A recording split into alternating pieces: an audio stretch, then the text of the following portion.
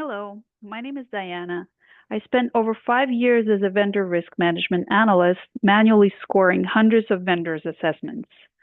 I built a small set of vendor risk tools, primarily for small businesses and early stage organizations that don't have mature TPRM program yet. This is a short walkthrough to show what the tools do and what they don't do, and where they might fit if you're advising clients. If you're working with the small businesses or startups, you know this gap. They don't understand vendor risk. They've never thought about third-party security. And the moment you mention SOC 2 or NIST framework, you lose them. But you can't just skip vendor assessments. That's where the actual risk lives. The problem is full frameworks are overkill at intake. SIG questionnaires with 300 questions, not happening. Most small businesses can't even answer basic questions about their own security posture, let alone evaluate their vendors. So you end up doing two jobs, educating them on why the vendor risk matters, then actually assessing their vendors. There's a gap between nothing and full security review, and that's what I built for. The important caveat: this is not a replacement for security review. It's a pre-assessment and education layer. And here's where BizGuard Light questionnaire comes in. This offer also includes a separate vendor intake questionnaire, which collects the initial vendor info needed to begin a vendor review. It helps determine whether the vendor will access or process client data, whether system integration is involved, and whether a full BizGuard Light security assessment is required. So let me briefly show you how BizGuard Light works. This is a 39-question Excel-based assessment that covers access controls and authentication, data handling and encryption, business continuity basics, incident response capability, and basic compliance awareness. What it captures is vendor maturity signals, red flags that need immediate attention, evidence of basic security hygiene, and what it intentionally excludes: no penetration testing requirements, no deep architecture review, no false sense of compliance. The output is a color-coded risk rating, green, yellow, or red. It is designed to help your clients self-identify risk and help you decide whether deeper review is actually needed. So let me quickly show you what happens after the assessment gets completed.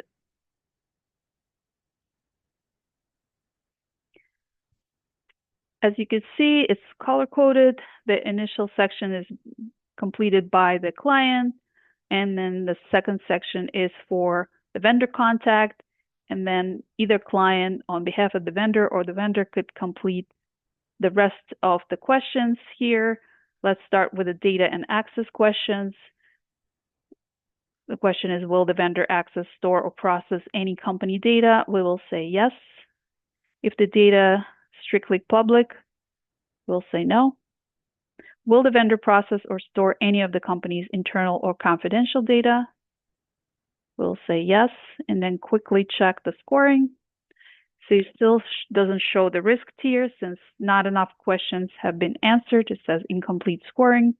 So let's continue with the answers. The data confidential business,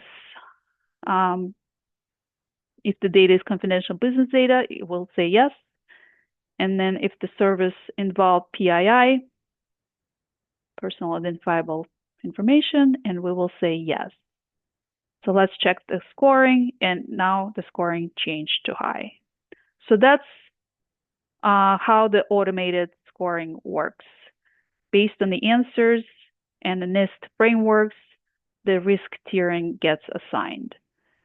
So let's quickly change the answers to show you different outcome.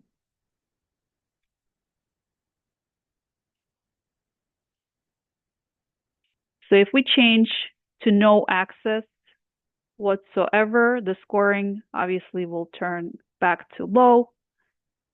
And then let's answer a couple of more questions. If we say the access to VPN by third parties, by vendor third parties is yes, you will see what happens with the scoring. It automatically changes to high, simply because there are some questions that fall under exceptions, and these questions are included here.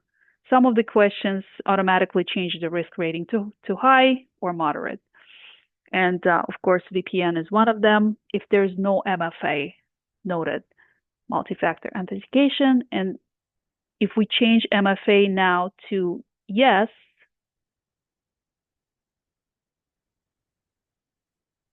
you'll see that the scoring will change to low simply because no data has been accessed, even though there's VPN access by the third parties.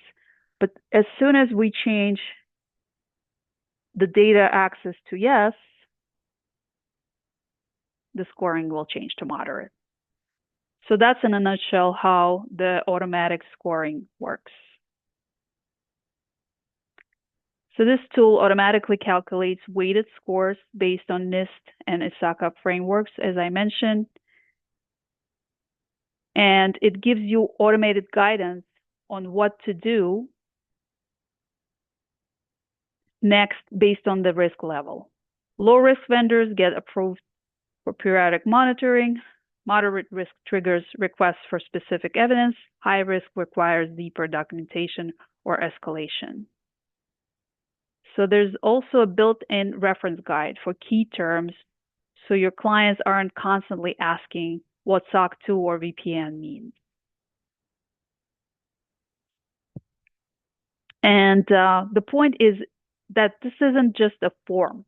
It's a complete pre-assessment workflow that reduces manual analysis time. So potential use cases: client intake to baseline security awareness before engagement, pre-screening vendors, especially when clients come with over 10 vendors relationship and you need to prioritize which ones need full review, client education, so they understand what vendor risk looks like before paying for advisory work. And honestly, for many SMBs, this is reasonable due diligence. Not every vendor, especially lower risk SaaS subscriptions, need a full SOC 2 review. This gives you defensible evidence that basic questions were needed. One quick addition.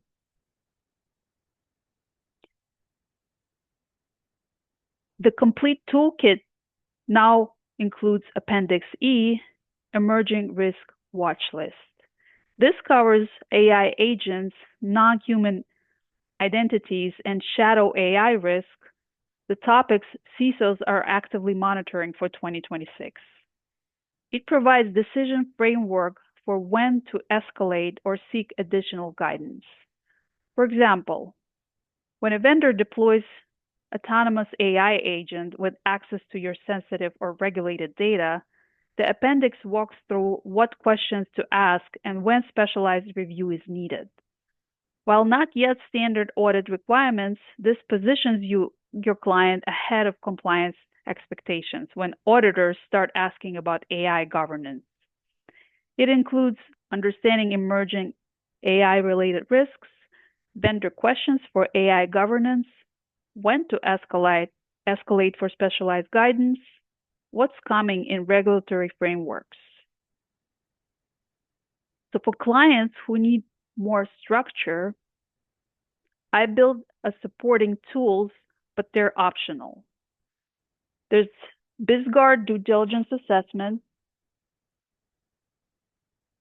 which is deeper follow-up for high-risk vendors.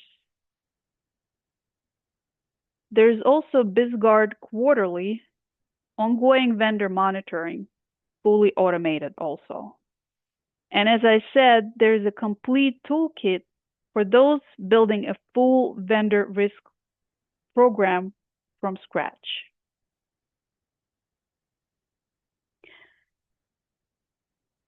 And the toolkit includes the BizGuard Light questionnaire, as I mentioned, together with the vendor intake questionnaire. In addition, it includes a ready-to-use vendor risk policy template, client communication guides. As you can see here, there's a master user guide, the BizGuard Light questionnaire, communication wizard, mini guide premium for AI implementation, vendor prompt pack, small business guide, vendor risk management policy template, data return attestation, AI governance quick reference, and as I mentioned, emerging risk watch list. So it's designed so you can hand professional documentation to clients immediately. No customization required. The complete toolkit is $299. For context, most compliance templates alone cost more than that. This includes the full assessment suite plus all supporting materials. But again, BizGuard Light is a standalone and works independently. You don't need the toolkit to use it. I also have individual video walkthroughs for BizGuard Light questionnaire, the due diligence, and quarterly tools, if you want to see them in action. Again, the links for these videos presentations can be found in the description below. Some advisors use BizGuard Light directly with their own clients.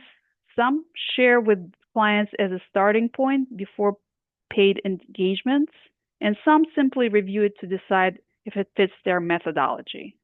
There's no obligation, and it is intentionally lightweight.